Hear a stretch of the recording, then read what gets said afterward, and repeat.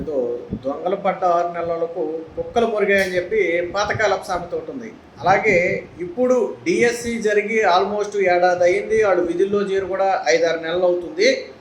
ఇప్పటి వరకు రానటువంటి అనుమానాలు, ఇప్పటి వరకు లేనటువంటి అపోహలన్నీ కూడా తాజాగా ఉన్నట్టుండి ఇప్పుడు ఎందుకు బయటపడ్డాయో నాకు అర్థం కాల. వాస్తవానికి డిఎస్సిలో ఎటువంటి అవకతవకలు జరిగినా ఎవరైతే అభ్యర్థులు ఉన్నారో వాళ్ళే ఇమీడియట్గా కోర్టుకు వెళ్ళిపోతారు. ఈ కాంపిటేటివ్ ఎగ్జామ్ అనేది మనందరికీ తెలుసు. ఏ చిన్న లోపం ఉన్నా కానీ ఇమీడియట్గా వాళ్ళు ఏం చేస్తారంటే కోర్టు తలుపులు తడతారు. అనేక ఎగ్జామ్స్ మనం చూసాం. కానీ ఈ డిఎస్సి వ్యవహారంలో అలాంటిది ఏమీ జరగలేదు. మరి డిఎస్సి మీద కోర్టు కేసులు అంటే ఉన్నాయి. 241 కోర్టు కేసులు ఉంటే అవన్నీ కూడా పరిష్కరించుకుంటూ వచ్చి అటు సుప్రీంకోర్టు ఇటు హైకోర్టులో గ్రీన్ సిగ్నల్ వచ్చిన తర్వాత ప్రభుత్వం అనుసరిస్తున్న విధానాలని సరైనవేనని కోర్టు భావించిన తర్వాత ఈ డిఎస్సిని నిర్వహించి దాదాపుగా 140-150 రోజుల్లో ఈ డిఎస్సిని కంప్లీట్ చేయడం జరిగింది. విచిత్రం ఏంటంటే డిఎస్సి పరీక్ష రాసినప్పుడు కానీ, ఫలితాలు వచ్చినప్పుడు కానీ, పోస్టింగ్ ఇచ్చినప్పుడు కానీ ఎక్కడా కూడా ఎప్పుడు ఎటువంటి ఇబ్బందులు రాలేదు. ఎవరు దీని మీద ఫిర్యాదు చేయలేదు. కానీ వైసీపీ పార్టీ దీన్ని రాజకీయం చేయాలని ఒక టార్గెట్ చేసుకోవడంతో ఇప్పుడు కొంతమందిని తెర మీదకు తీసుకొస్తుంది. దీని అన్నిటికీ కూడా పాఠశాల విద్యాశాఖ కార్యదర్శిగా ఉన్నటువంటి కోన శశిధర్ అయితే ప్రతి ప్రశ్నకు, మీడియా అడిగిన ప్రతి ప్రశ్నకు ఆయన ఆధారాలతో సహా సమాధానం ఇవ్వడం జరిగింది. వాస్తవానికి ఏదైతే సాక్షిలో కావచ్చు లేదా వైసీపీ చేస్తున్న ఆరోపణలు ఉన్నాయో ఆ ప్రతి ఆరోపణకి ఆయన ఆధారాలతో సహా సమాధానం ఇచ్చారు. ఏదైతే తప్పుడు ఆరోపణలు చేశారో వాటిని కూడా ఆయన ఖండించాడు. తప్పుడు ఆరోపణలు ఏంటంటే సాక్షిలో మనం 2-3 రోజుల నుంచి చూస్తున్న తప్పుడు ఆరోపణ ఏంటంటే మెరిట్ లిస్ట్ ఎందుకు పెట్టలేదు అని ప్రశ్నిస్తున్నారు. మెరిట్ లిస్ట్ పెట్టారు, తర్వాత సెలెక్ట్ అయిన వారు లిస్ట్ పెట్టారు, అవన్నీ వాళ్ళ లాగిన్స్లో పెట్టారు, దానికి మొబైల్స్కి సమాచారం ఇచ్చారు, పత్రికా ప్రకటనలు ఇచ్చారు, మెరిట్ లిస్టులు ఆన్లైన్లో పెట్టామని. స్టిల్ ఈ రోజుకి మెరిట్ లిస్టులు ఇంకా ఆన్లైన్లోనే ఉన్నాయి, వాటిని తొలగించలేదు. కానీ మెరిట్ లిస్ట్ పెట్టలేదు అని చెప్పి ఒక తప్పుడు ఆరోపణని తెర మీదకు తీసుకొచ్చారు. లక్షలాది మంది జీవితాలతో ముడిపడి ఉన్నటువంటి ఈ అంశాన్ని రాజకీయ కోణంలో వైసీపీ రాద్ధాంతం చేయాలని చూస్తుంది. వాస్తవానికి నాకు తెలియక అడుగుతున్నా, ఎగ్జామ్ జరిగిన సంవత్సరం తర్వాత ఎవరైనా నాకు అన్యాయం జరిగిందని బయటకు వస్తారు? నాకు అర్థం కాల. పోస్టింగ్ ఇవ్వకముందే ఎవరైనా సరే న్యాయస్థానం తలుపు తట్టాలన్నా కానీ పోస్టింగ్ ఇవ్వకముందే న్యాయస్థానం తలుపు తట్టాలి. కానీ ఎగ్జామ్ అయిపోయి వాళ్ళు విధుల్లో చేరి కూడా 5-6 నెలలు అయిపోయి మళ్ళీ నెక్స్ట్ అకాడమిక్ ఇయర్ కూడా స్టార్ట్ అవుతుంటే ఇప్పుడు డిఎస్సిలో అవకతవకలు జరిగినాయని కొంతమందిని, అందరూ కాదు, అందరినీ మనం విమర్శించట్లా, కొంతమందిని వైసీపీ ప్రలోభ పెట్టి వాళ్ళ చేత రాద్ధాంతం చేసే ప్రయత్నం చేస్తుంది. సో దీన్ని అడిగిన ప్రతి ప్రశ్నకు ఆయన సమాధానం చెప్పారు. మెగా డిఎస్సి మీద కంప్యూటర్ ఆధారిత పరీక్షలో లీకేజీలకు ఆస్కారమే ఉండదు. 241 కేసులు వేసినా కానీ ఎక్కడా కోర్టులు అడ్డు చెప్పలేదు. అవుట్సోర్సింగ్ ఉద్యోగి నవీన్, ఇక్కడ ప్రధాన సమస్య ఏంటంటే అవుట్సోర్సింగ్లో పనిచేస్తున్నటువంటి ఒక నవీన్ అనే ఒక ఎంప్లాయీకి 2 ఎగ్జామ్స్ రాస్తే 2 కూడా ర్యాంకులు వచ్చాయి. సో ఆ వ్యక్తికి ఎందుకు పోస్టింగ్ ఇవ్వలేదు అంటే ఆ వ్యక్తి పేపర్ లీకేజ్ చేశాడనే అనుమానంతో ఆ వ్యక్తిని పక్కన పెట్టారు అనేది వీళ్ళు చేస్తున్నటువంటి ప్రచారం. వాస్తవం అది కాదు. నవీన్కి పోస్ట్ వచ్చేదేనేమో.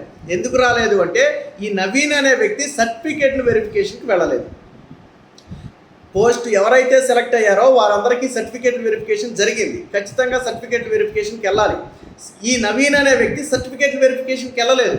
ఆటోమేటిక్గా సర్టిఫికేట్ వెరిఫికేషన్ నువ్వు ఎప్పుడైతే వెళ్ళలేదో ఆటోమేటిక్గా కింద ఉన్న వాడికి ఆ పోస్ట్ వెళ్ళిపోద్ది. అంతేగాని నీకోసం ర్యాంక్ వచ్చిన వ్యక్తి కోసం పోస్ట్ ఆపరు. రెండోది, ఆ వ్యక్తి ఆల్రెడీ ఇప్పుడు ప్రస్తుతానికి కోర్టుకి వెళ్ళాడు. కోర్టులో ప్రభుత్వం తరపు వాదన కూడా వినిపించారు. కోర్టు ఏం చెప్తుందో వేచి చూడాలి. సో దీంట్లో అప్పుడే మేము కలగజేసుకోమని కూడా చెప్పాడు. అంటే ఈ నవీన్ అనే వ్యక్తికి ఎందుకు పోస్టింగ్ ఇవ్వలేదు అంటే ఆ వ్యక్తి సర్టిఫికేట్ల పరిశీలనకు రాలేదు. ఎందుకు రాలేదు అనేది నవీనే చెప్పాలి. ఆయన కూడా అదే చెప్పాడు. నవీన్ అనే వ్యక్తి ఎందుకు సర్టిఫికేట్ వెరిఫికేషన్కి రాలేదు, ఏడాది తర్వాత లేదా 6 నెలల తర్వాత ఎందుకు కోర్టుకి వెళ్ళాడు అనేది ఆ వ్యక్తే చెప్పాలి. కోర్టులో వీళ్ళు అదే చెప్పారు. ఈ వ్యక్తి సర్టిఫికేట్ వెరిఫికేషన్కి రాలేదు కాబట్టి మేము ఇవ్వలేదని చెప్పి కోర్టులో కూడా వీళ్ళ తరపున అదే చెప్పారు. సో చూడాలి మరి కోర్టు ఏం చెప్తుందో.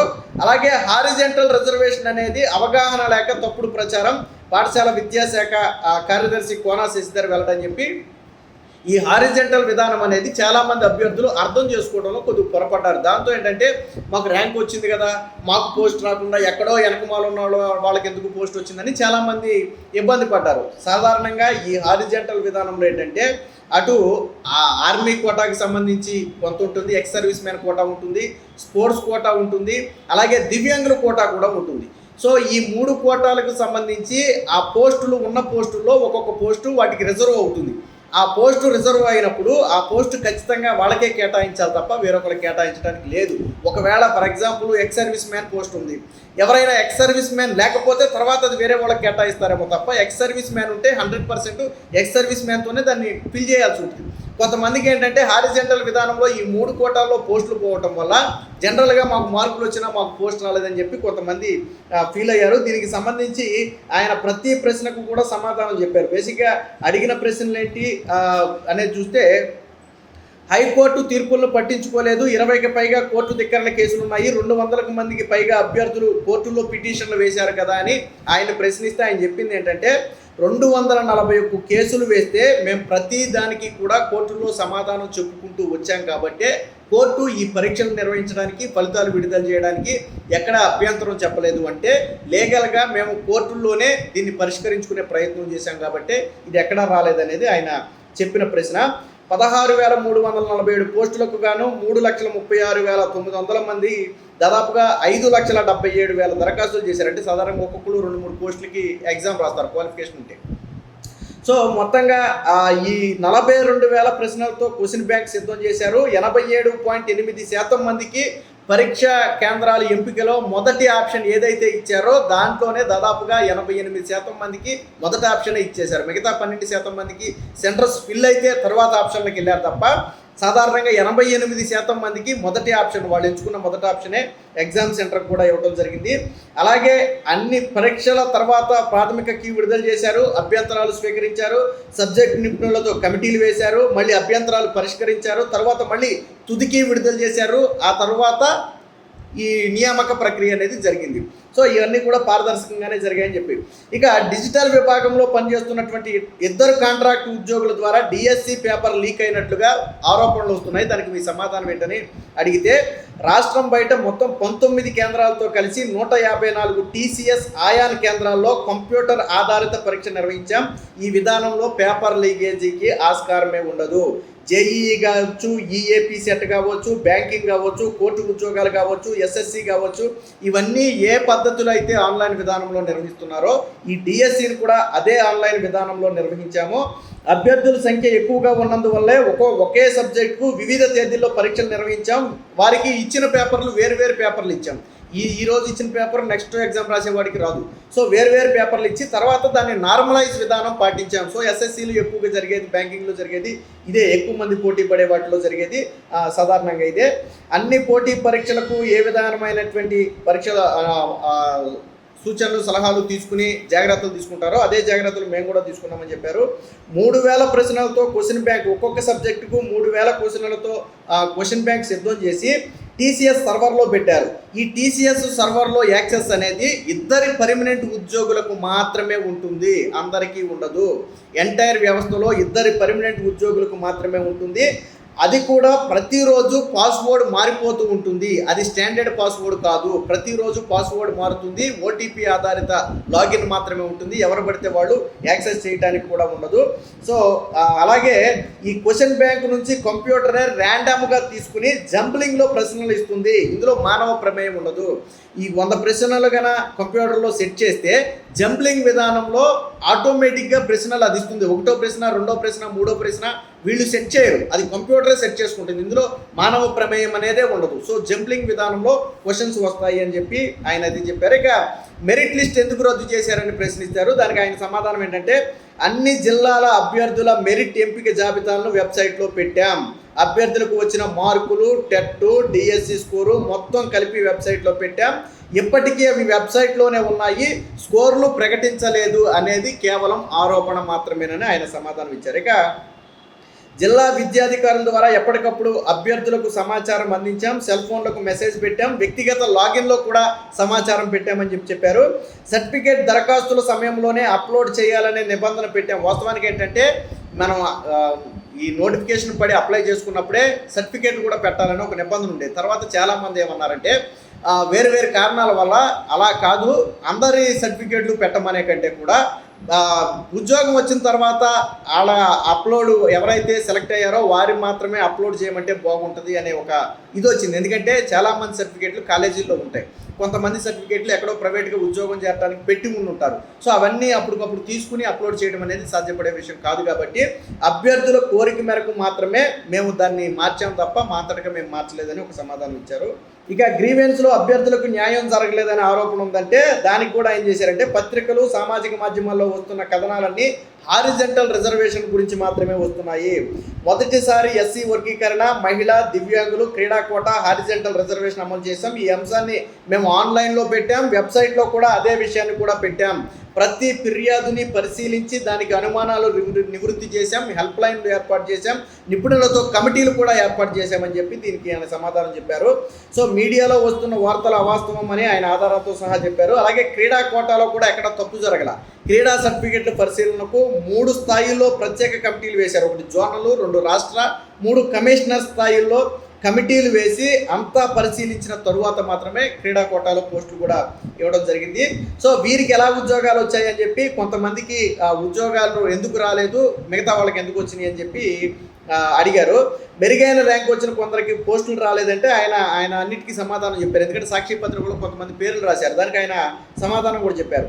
చిత్తూరు జిల్లాకి చెందినటువంటి ఏకాంబరం అనే వ్యక్తి మెరిట్ ర్యాంకు 125. అతను BC-B కేటగిరీలో సాంఘిక శాస్త్రం సబ్జెక్ట్ రాశాడు. అయితే ఆ జిల్లాలో సోషల్ స్టడీస్లో మొత్తం 118 ఖాళీలు ఉంటే BC-D వర్గానికి 7 ఖాళీలు వచ్చాయి. BC-Dలో మొదటి 5 ఖాళీలు 114వ ర్యాంకుతోనే ఫిల్ అయిపోయాయి. ఇతని ర్యాంకు 118. ఆ మిగతా రెండు పోస్టులు ఏం చేశారంటే హారిజంటల్ విధానంలో దివ్యాంగులకు ఇచ్చేశారు. అది 139వ పోస్టు, 906వ పోస్టు. 906 వాళ్ళిద్దరికి అంటే హారిజంటల్ విధానంలో ఆ 2 పోస్టులు వేరే వాళ్ళకి ఎలా కేటాయినాయి కాబట్టి అది ఎవరికి ఇవ్వలేదు. సో అందుకని అతనికి రాలేదు. అలాగే కడప జిల్లాకి చెందినటువంటి మరొక వ్యక్తికి 43వ ర్యాంక్ వచ్చింది. అతను BCE కేటగిరీలో జీవశాస్త్రం. BCE కేటగిరీలో మొత్తం 2 ఖాళీలు మాత్రమే ఉన్నాయి. ఆ 2 ఖాళీలు ఒకటి 4వ ర్యాంకు, 2 30వ ర్యాంకుతో భర్తీ అయిపోయాయి. సో 43వ ర్యాంక్ వ్యక్తికి అక్కడ పోస్ట్ లేదు. ఇక విశాఖపట్నానికి చెందినటువంటి యమునాది అనే వ్యక్తి BC-D కేటగిరీకి చెందిన ఆమె మెరిట్ లిస్టులో 68 ర్యాంకు. ఫిజికల్ సైన్స్లో మొత్తం 5 పోస్టులు ఉంటే 4 పోస్టులు 30తోనే కట్ ఆఫ్ అయిపోయింది. ఈవిడ ర్యాంక్ 68, బట్ 4 పోస్టులు 30తోనే కట్ ఆఫ్ అయిపోయాయి. మిగతా 1 పోస్ట్ ఏం చేశారు, హారిజంటల్ విధానంలో స్పోర్ట్స్ కోటాలోకి వెళ్ళిపోయింది కాబట్టి ఈవిడికి పోస్ట్ రాలేదు. అలాగే విశాఖపట్నానికి చెందినటువంటి శ్రావణ కుమార్ మెరిట్ ర్యాంకు 51. BCA కేటగిరీలో ఫిజికల్ సైన్స్లో 74 ఖాళీలు ఉంటే అందులో వీళ్ళ రిజర్వేషన్కి సంబంధించి 4 ఖాళీలు ఉన్నాయి. మొదటి రెండు ఖాళీలు 31వ ర్యాంక్తోనే ఫిల్ అయిపోయాయి. ఇతని ర్యాంకు 51. మొదటి 2 31వ ర్యాంక్తోనే ఫిల్ అయిపోయాయి. హారిజంటల్ తర్వాత మిగతా 2 ఏం చేశారు, హారిజంటల్ విధానంలో మహిళా కోటాకి చెందినటువంటి ఒకరికి, దివ్యాంగుల కోటాకి చెందినటువంటి ఒకరికి ఆ మిగతా 2 పోస్టులు ఫిల్ చేయడంలో ఇతనికి పోస్ట్ రాలేదు. అలాగే పృథ్వీరాజ్ అనే అభ్యర్థికి BC-B అతనికి 157వ ర్యాంక్ వచ్చింది. జోన్ 3లో TGTలో 90 పోస్టులు ఉంటే ఈ BC-B వర్గానికి 5 ఖాళీలు వచ్చాయి. ఆ 5 కూడా ఏ ర్యాంక్తో ఫిల్ అయ్యాయో చూడండి, 24, 90, 143, 147, 152తో ఫిల్ అయిపోయాయి. కానీ ఈ వ్యక్తి ర్యాంకు 157. 152తోనే ఫిల్ అయిపోతే 157కి పోస్ట్ ఎలా వస్తుంది, రాదు కదా. సో అది. అలాగే ప్రకాశం జిల్లాకి చెందినటువంటి శ్రీనివాసులు అనే వ్యక్తికి 86వ ర్యాంకు BC-D కేటగిరీ. SGT పోస్టులు 124 ఉంటే BC-Dకి 6 వచ్చాయి. ఈ 6 ఖాళీల్లో 5 ఖాళీలు 58వ ర్యాంక్తోనే ఫిల్ అయిపోయాయి. అంటే 58 లోపే మొదట 5 BC-Dలో వచ్చేసారు. సో ఇతని ర్యాంక్ ఎంత, 86. సో అక్కడ దాకా రాలేదు. మిగిలిన పోస్ట్ ఏం చేశారు, హారిజంటల్ కోటాలో ఎక్స్ సర్వీస్ మ్యాన్కి ఇచ్చేశారు. సో అదే అతనికి రిజర్వ్ అయింది. సో కాబట్టి ఇతనికి పోస్ట్ రాలేదు. అలాగే చిత్తూరు జిల్లాకు చెందినటువంటి విజయలక్ష్మి ర్యాంకు 644. జిల్లాలో 891 SGT పోస్టులు ఉంటే చివరగా ఎంపికైన అభ్యర్థి ర్యాంకు 631. ఈవిడ ర్యాంకు 644. కానీ 631తోనే మొత్తం SGT పోస్టులన్నీ కూడా అక్కడ ఫిల్ అయిపోయాయి కాబట్టి ఈ వ్యక్తికి రాలేదు. అలాగే శ్రీకాకుళం జిల్లాలో SCA ఫిజికల్ ఎడ్యుకేషన్లో 81 ఖాళీలు నోటిఫై చేస్తే అనిల్ కుమార్ అనే అభ్యర్థి SC గ్రూప్ 1 కేటగిరీలో మొదటి ర్యాంకు. మొత్తం మెరిట్ జాబితాలో 166వ ర్యాంకులో ఉన్నాడు. కానీ హారిజంటల్ రిజర్వేషన్లో ఉన్న 1 పోస్టు కూడా హారిజంటల్ రిజర్వేషన్లో SC గ్రూప్ 1 కేటగిరీలో ఒక క్రీడా పోస్టు ఉండటంతో అది క్రీడా కోటాలో వెళ్ళిపోవడంతో ఈ వ్యక్తికి పోస్ట్ రాలేదు. సో ఇలా ప్రతి దానికి కూడా ఒక రీజన్ ఉంది. కానీ వైసీపీ మాత్రం దీనికి ఇవన్నీ ఒప్పుకోదు. వీళ్ళకి ర్యాంక్ వచ్చింది కదా, ఎందుకు రాలేదు అంటే ఆ ర్యాంకు కంటే ముందు ఫిల్ అయిపోయి ఉండొచ్చు. సో ర్యాంకు కంటే తర్వాత అది ఎక్స్ సర్వీస్ కానీ, దివ్యాంగులు కానీ, మహిళా కోటా కానీ, స్పోర్ట్స్ కోటా కానీ ఇలా ఏదైనా కోటాలో ఆ పోస్ట్ ఫిల్ అయిపోతే ఈ వ్యక్తికి రాదు. సో ఇవన్నీ పరిగణలోకి తీసుకోకుండా, అంటే హారిజెంటల్ విధానం అంటే అవగాహన లేకపోవడం వల్ల వచ్చినటువంటి ఇబ్బంది. ఏది ఏమైనా మొత్తంగా డిఎస్సి మీద చేసిన ప్రతి ఆరోపణకు నిన్న ప్రెస్ మీట్ సాక్షిగా సమాధానాలు ఇచ్చారు. ఇకనైనా ఈ డిఎస్సి మీద ఈ విష ప్రచారం మానుకుంటే మంచిది. Please subscribe to Leo news for more videos.